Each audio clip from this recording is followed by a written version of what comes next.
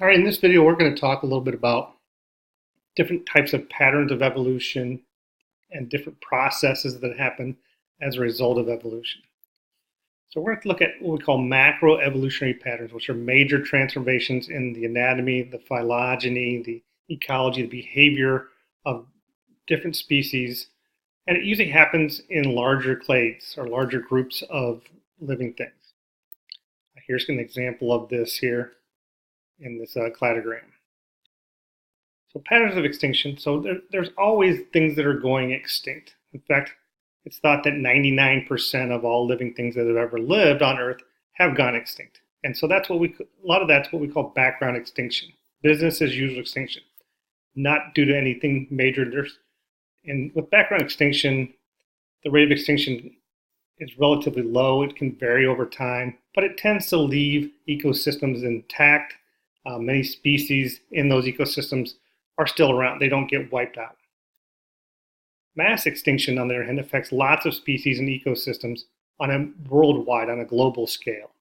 And that's very different from the normal background extinction. There's been several mass extinction events and several theories about what causes them. Things like asteroid impacts and climate change are the major ones that typically most scientists would look at. So here you can see in this graph some of the major mass extinction events that have happened. And they're typically going to show or be at the end of one period leading into another period. And you can see there's several of them here on the graph. You can see with the mass extinctions, a large percentage of the existing living things, the existing genera, go extinct in these events. 25 to over 40%, depending on which one we're talking about. And those are significant amounts of extinction happening in a relatively short period of time. So the fossil record has shown that there can be evolution occurring at different rates in different clades at different times. There's two different patterns we typically see. Gradualism, where evolution proceeds slowly and steadily. This is kind of what Darwin kind of envisioned in his theory. And then, there's also evidence that in some species you have long periods of stasis or equilibrium where there's no evolution. Things are kind of status quo. The environment's not changing, it's stable.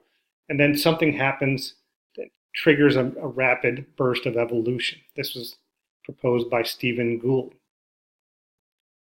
It can occur to different reasons. Genetic drift and mass extinctions can open up new environments to allow for this relatively rapid evolution.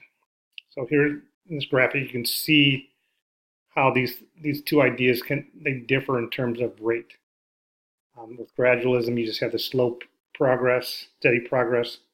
With punctual equilibrium, you have everything stays the same, and then something splits off, and everything stays the same, something splits off.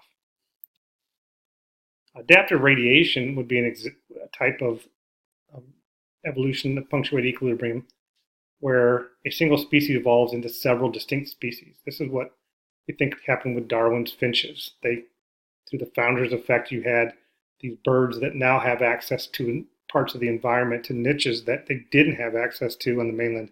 So they were able to fill those and adapt to those different environments in a relatively rapid period of time and create all the different species. Adaptive radiation often happens with founder's effect or with mass extinctions. After a mass extinction, like after the dinosaurs' mass extinction, the mammals went through this adaptive radiation phase. Another pattern we see sometimes is where you have unrelated species that live in similar environments evolving similar adaptations. We call that convergent evolution. The wings of different types of animals like birds and bats and butterflies would be an example of this type of evolution. Coevolution is where two species evolve in response to changes in each other over time.